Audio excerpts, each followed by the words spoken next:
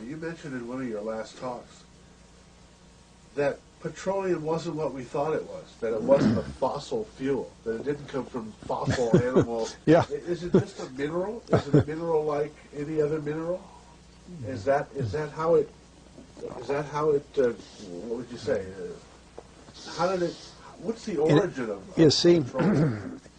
when they first found petroleum, because they were beginning to make motors and needed on axles of wheels on railroad trains and all that sort of thing, and remember trains started in the beginning of the 19th century, then oil went from just a lubricant to a fuel, and it made it valuable.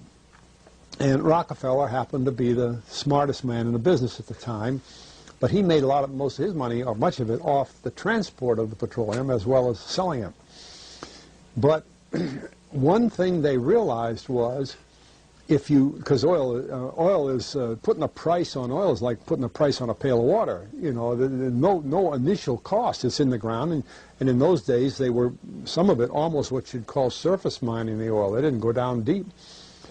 So in order to get the price up, they hit on the idea that they would have to make it appear to be scarce. That boy, after we take the next few barrels out, we're probably going to have to close as well, you know, that kind of thing.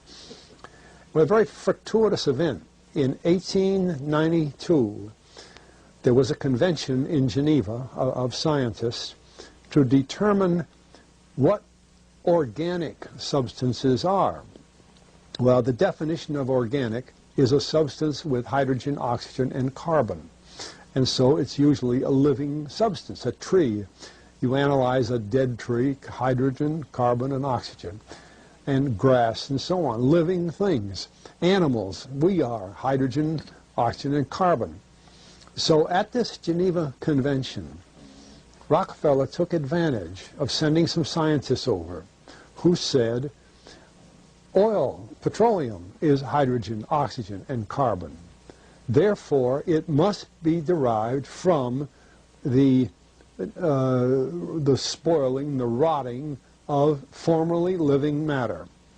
And playing the game properly, when this scientific convention was over, they defined oil as the residue from formerly living matter. Well, that makes it a fossil fuel. I don't know why they decided to use the word fossil, but it says formerly living matter, it's fossil. Well, of course, today, and another thing we should know is that there has never been a fossil, a real fossil, found below 16,000 feet.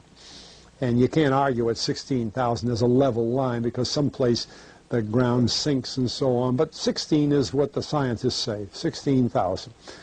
We mine oil, or we drill for oil, at 30,000, 33,000, 28,000 every day of the week. So right there we rule it out that it isn't fossil fuel. It's called fossil fuel for the minds of the public to feel that it is an asset that is running out, being depleted. We talk about depletion allowance, which is a lot of, you know. And actually, if you know the world's oil supply, you know that it is not going to run out for an awfully long time. It is the second most prevalent liquid on Earth. And we haven't begun to dig. Well, with all that background, you see, the people in charge of the petroleum business, for perfectly reasonable business things, just like any other man in a business, wants to keep his price as high as he can get away with. And the way to do is just say, well, there's no more. The last barrel is going to cost $1,000, and then it's all done. And they preach that stuff. What bothers me is that in geology books, it's in there.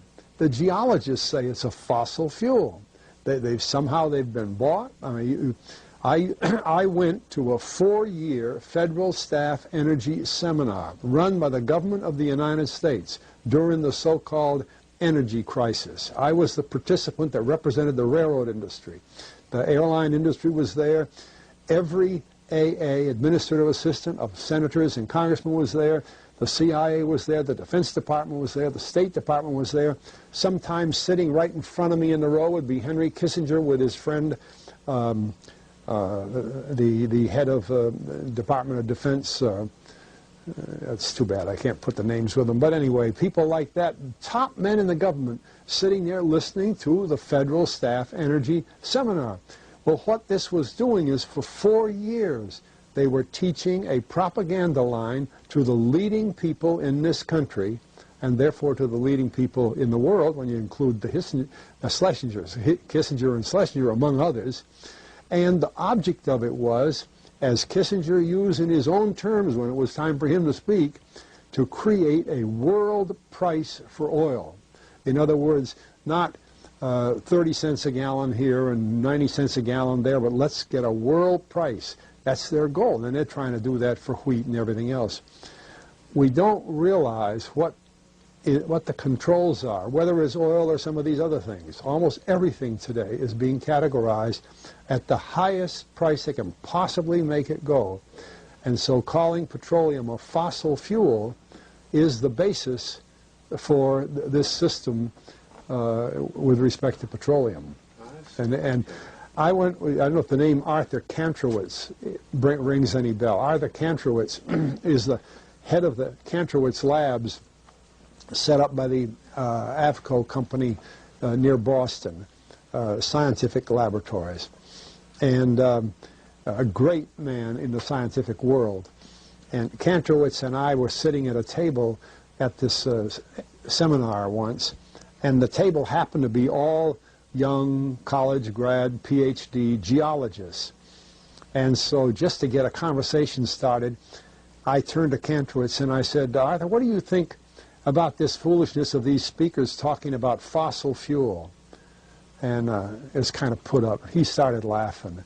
He said, you know, that gets me. He says, I don't have a geology degree, but he had 1,000 other degrees. And he said, I don't understand. He said, you'd think that these heads, these other fellows at the table, we did it on purpose, start listening, you know. And he asked, he said, are you gentlemen, he says, you're here at the meeting, are you gentlemen by any chance geologists? And one fellow, yes, I am. And the other, yeah.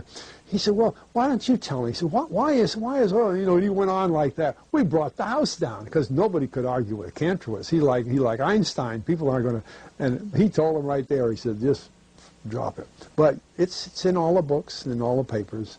But it started from that strange meeting in 1892, a scientific convention. I have a big, thick scientific encyclopedia put out by the Divan Ostrand Company that's about 15 years old now, but it has the whole story of the conference. It doesn't have the Rockefeller part, but it has the whole story of how they straightened out organic chemicals and how it was all figured, and they've got petroleum right in there. Amazing. Amazing. So these aren't accidental things, you see. There's a dollar sign behind almost everything.